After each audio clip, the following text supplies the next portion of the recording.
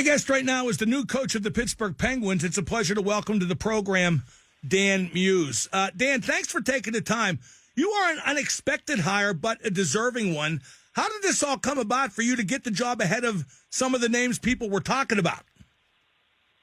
Well, hey, Mark, thanks for having me on. I don't know. I guess it could be more of a question for Kyle and everybody involved there in the interview process. I said it today at the press conference. I went into this whole thing, the interview process, and just getting to know Kyle Dubas and everybody in the organization, just with the mindset that I was gonna, be myself and talk about the things that I believe in.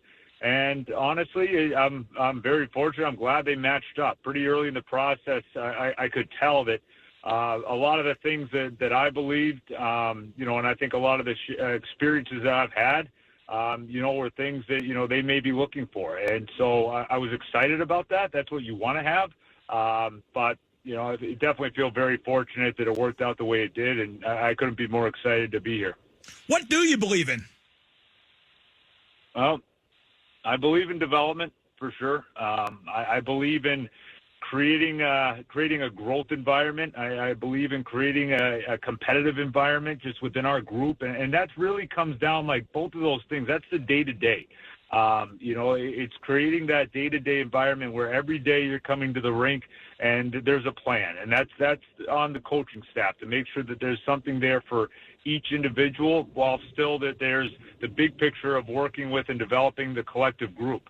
I believe in that competition, and by competition, that's not just the games. That's an everyday thing. That's pushing each other. That's internal competition within yourself and promoting that, and that's something that I've really believed in throughout my coaching career. And I think for anybody, their belief system is something that's built through experience and it's built through time. And so, I'm taking all these different experiences that I've had in the game at a lot of different levels, and I'm bringing these to Pittsburgh, and I'm going to bring these to the coaching staff that we're continuing to build out now, and we're going to be bringing those into training camp, and we're going to be bringing those into the season. And it's not just going to be mine; it's going to be, my beliefs in collaboration with everybody here.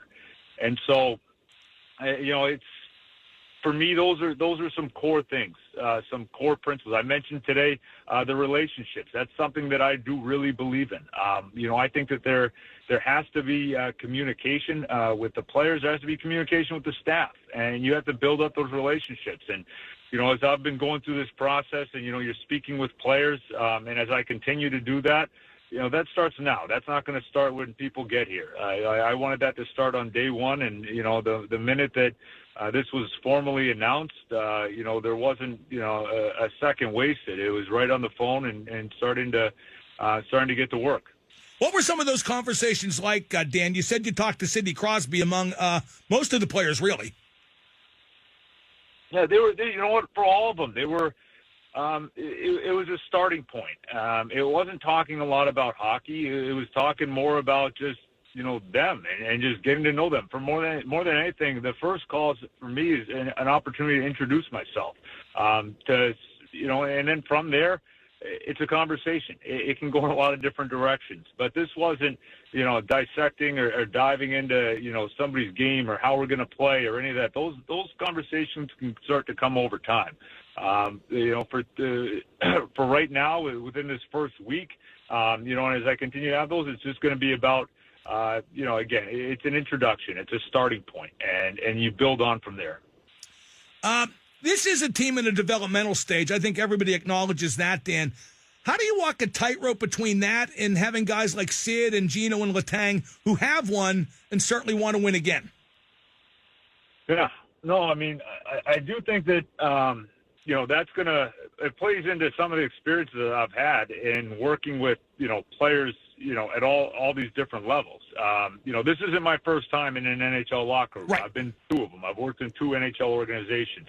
And I recognize, too, we're talking about, future Hall of Famers here and players that have, done just absolutely amazing things in their career and in these leagues. And, but I guess what's similar is the sense that, in any NHL locker room that you go into, you have a mix of,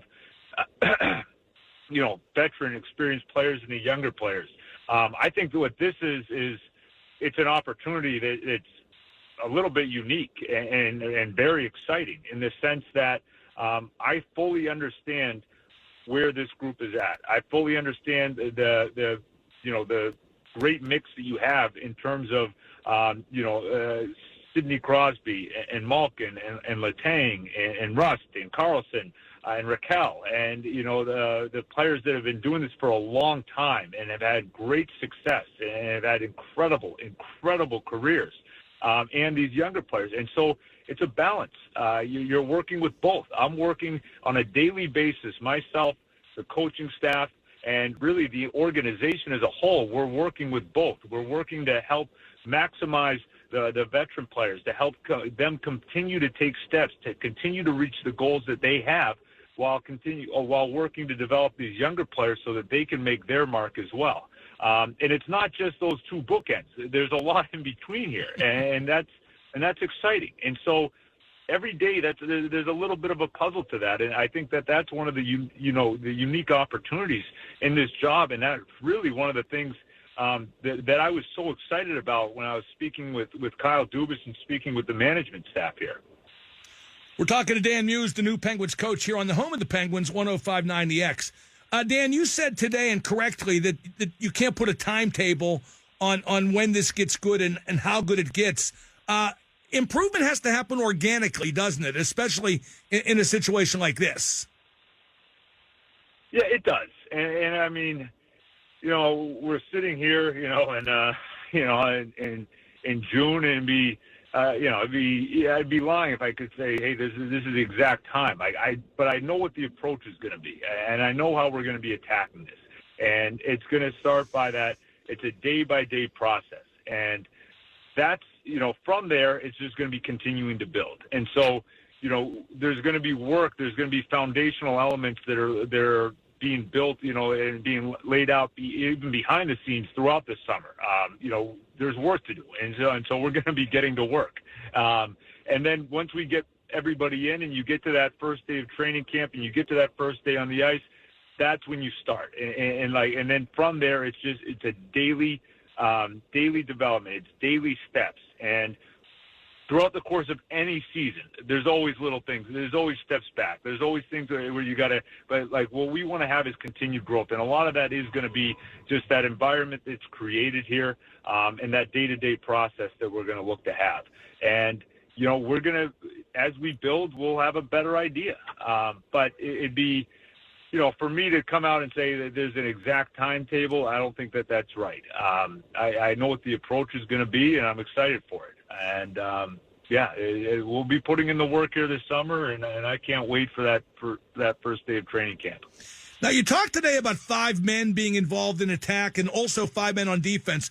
Hockey really is a 5-man game all over the ice right now, isn't it?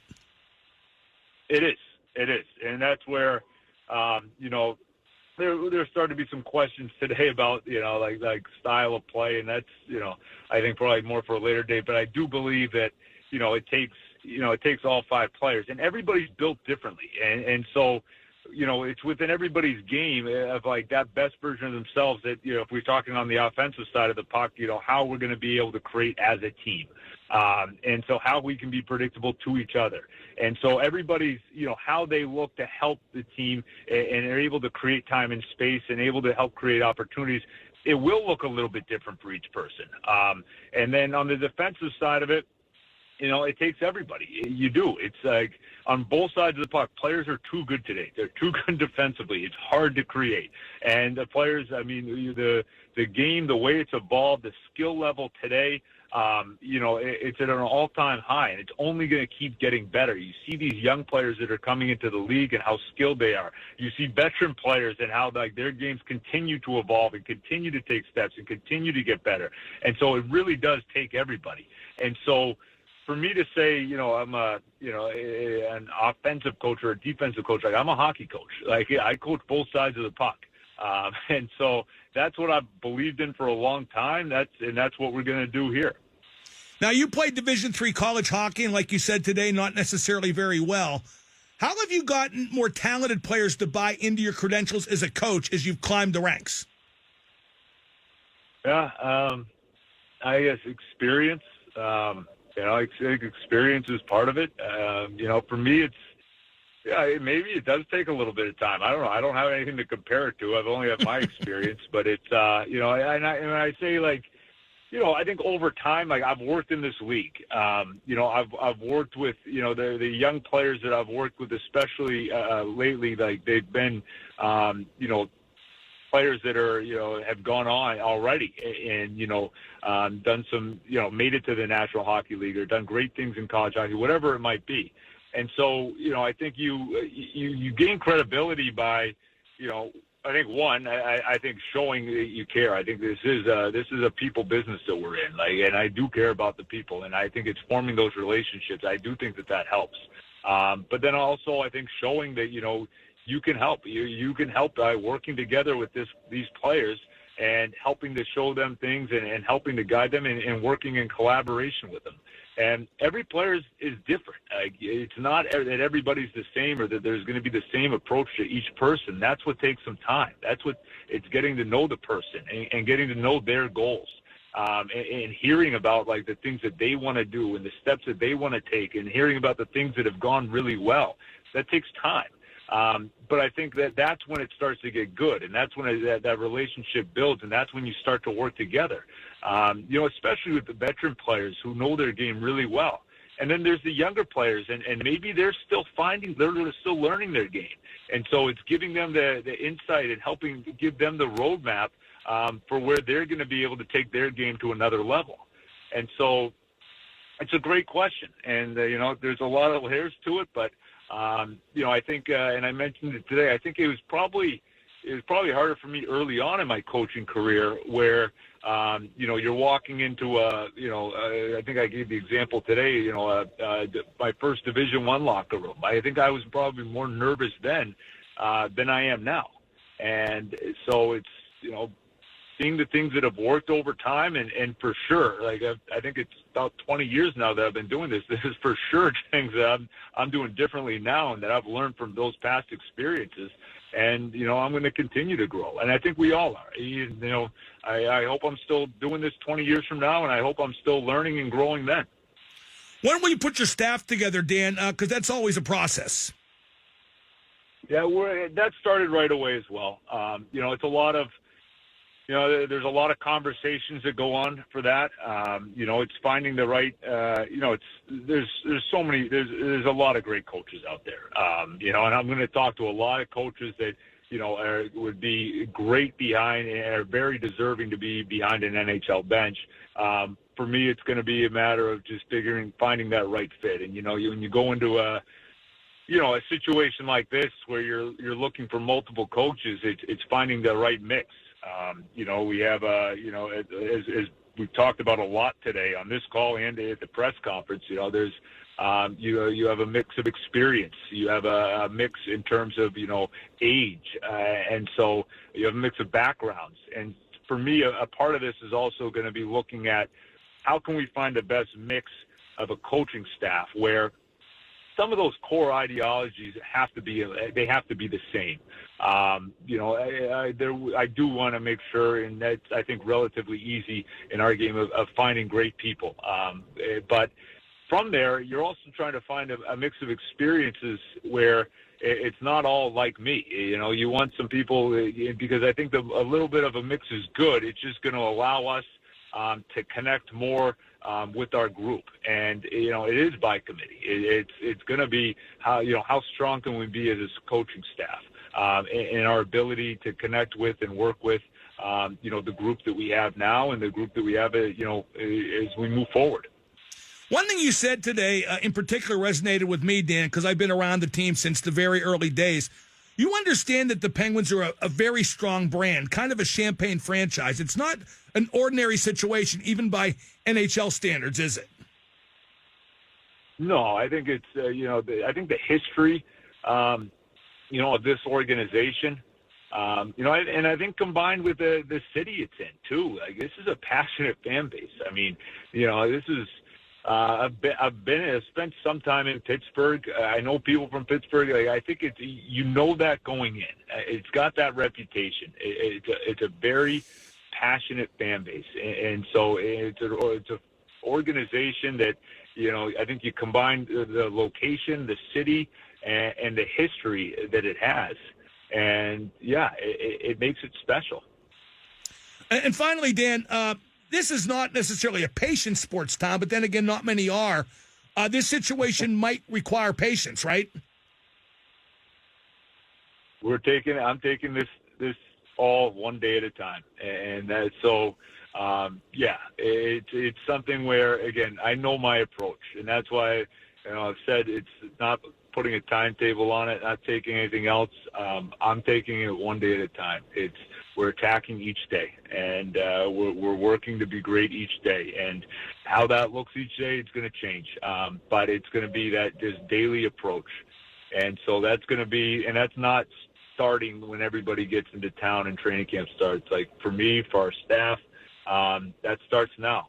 I think for players, it starts now in the summer training. It's a daily approach that has to happen, and that's how you grow.